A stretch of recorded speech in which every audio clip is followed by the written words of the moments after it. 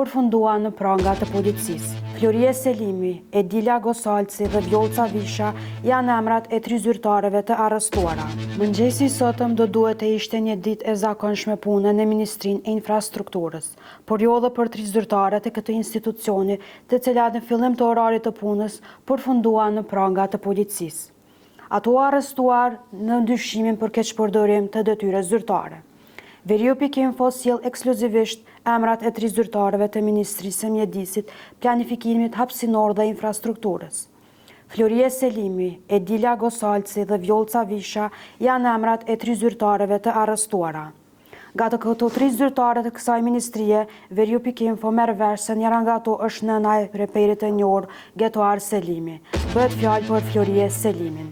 Lidhur me këtë çështje është deklaruar edhe zëdhënësi i Policisë së Kosovës Baki Kelani. Policia e Kosovës, me njësitë e saj relevante me autorizim të prokurorisë kompetente, sot në Prishtinë është duke kryer hetime ndaj disa personave mbi dyshimet për keqpërdorim të detyrës zyrtare.